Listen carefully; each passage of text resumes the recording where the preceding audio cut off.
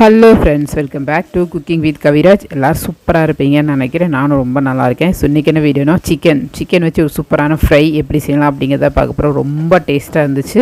வாங்க எப்படி செய்யலாங்கிறத பார்க்கலாம். அதுக்கு முன்னாடி நீங்கள் நம்ம சேனல் காட்டி சப்ஸ்கிரைப் பண்ணியிருந்தீங்கன்னா ரொம்ப தேங்க்ஸ். சப்ஸ்கிரைப் பண்ணுறது மட்டும் இல்லாமல் லைக் பண்ணுங்கள், ஷேர் பண்ணுங்கள், கமெண்ட் பண்ணுங்கள். நான் இன்றைக்கி ஒரு 1/2 kg சிக்கன் தான் எடுத்திருக்கேன்.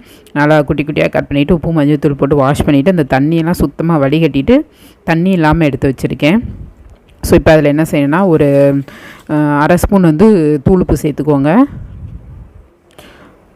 அப்புறமா 1 ஸ்பூன் எலுமிச்சம்பழம் சாறு அதை புழிஞ்சு விட்டுக்கோங்க. ஒரு 1/2 ஸ்பூன் இஞ்சி பூண்டு பேஸ்ட்டு சேர்த்துக்கோங்க. அப்புறம் 1/4 ஸ்பூன் மஞ்சத்தூள் சேர்த்துக்கோங்க. ஒரு ஸ்பூன் சில்லி பவுடர் சேர்த்துக்கோங்க. நான் காஷ்மீரி சில்லி பவுடர் சேர்த்துருக்கேன். நீங்கள் நார்மல் சில்லி பவுடர் கூட சேர்த்துக்கலாம். சேர்த்துட்டு இதை நல்லா கலந்துருங்க. எல்லா சிக்கன்லேயும் எல்லா பொடியும் படுற மாதிரி நல்லா கலந்துருங்க. வெறுமனே மஞ்சத்தூள், மிளகாத்தூள், உப்பு, இஞ்சி பூண்டு பேஸ்ட்டு, எலுமிச்சம்பழம் சாறு, அவ்வளோதான். ஸோ இதெல்லாம் நல்லா கலந்துட்டு மூடி வச்சுட்டு ஃப்ரிட்ஜில் ஒரு 1.5 மணி நேரம் 2 மணி நேரம் உங்களால் எவ்வளோ நேரம் வைக்க முடியுமோ அந்த அளவுக்கு ஃப்ரிட்ஜில் வச்சுருங்க. இப்போ இதுக்கு ஒரு பொடி ரெடி பண்ண போகிறோம். ஒரு மிக்ஸி ஜார் எடுத்துக்கோங்க. அதில் 1/4 ஸ்பூன் விதமல்லி சேர்த்துக்கோங்க. 1 ஸ்பூன் ஜீரகம் சேர்த்துக்கோங்க. 1/4 ஸ்பூன் மிளகு சேர்த்துக்கோங்க. ஒரு சின்ன துண்டு பட்டை, 2 லவங்கம், 1 ஏலக்காய் சேர்த்துக்கோங்க. அப்புறம் பார்த்திங்கன்னா ஒரு சின்ன அன்னாச்சி பூ சேர்த்துக்கோங்க. ஒரு ஸ்பூன் மிளகாத்தூள் சேர்த்துக்கோங்க. சேர்த்துட்டு இதை நல்லா பொடி பண்ணிடுங்க. நல்லா பொடி பண்ணிவிட்டு இதை பார்த்திங்கன்னா ஒரு 4 பல்லு பூண்டு சேர்த்துக்கோங்க. பூண்டு சேர்த்துட்டு இதையும் சேர்த்து நல்லா அரைச்சிருங்க.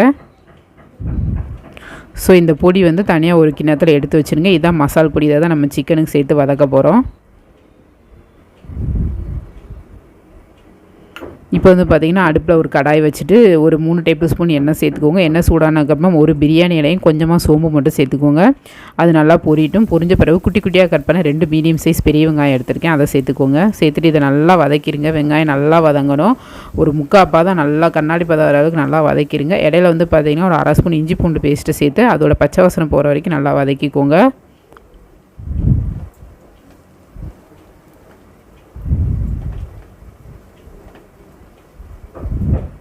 ஸோ வெங்காயம் பார்த்திங்கன்னா இந்த அளவுக்கு நல்லா வதங்கணும். உங்களுக்கு தெரியும், நல்லா கண்ணாடி பதம் வர அளவுக்கு நல்லா வதங்கிடுச்சு. இப்போ நம்ம மேரினேட் பண்ண சிக்கனை இதில் சேர்த்துக்கலாம். சேர்த்துட்டு லோ ஃப்ளேமில் வச்சு ஒரு 5 நிமிஷம் நல்லா அப்படியே எண்ணெயிலையோடு சேர்த்து நல்லா வதக்கிடுங்க. அதாவது சிக்கன் கொஞ்சம் வெள்ளை கலராக மாறும் இல்லையா, அந்த ஸ்டேஜ் வரைக்கும் நல்லா வதக்கிடுங்க. ஸோ இப்போ பார்த்திங்கன்னா கொஞ்சம் ஓரளவுக்கு அந்த வெள்ளை கலர் வந்த மாதிரி உங்களுக்கு தெரியும். இந்த ஸ்டேஜ் வரைக்கும் லோ ஃப்ளேமில் வதக்கிட்டு இப்போ ஒரு 1/4 கப்பு மட்டும் தண்ணி சேர்த்துக்கோங்க. ரொம்ப தண்ணி சேர்க்கணும். 1/4 கப்பு, ஏன்னா சிக்கன்லேருந்து வேறு தண்ணி வரும். 1/4 கப் தண்ணி சேர்த்துட்டு கடாயை மூடி வச்சுருங்க.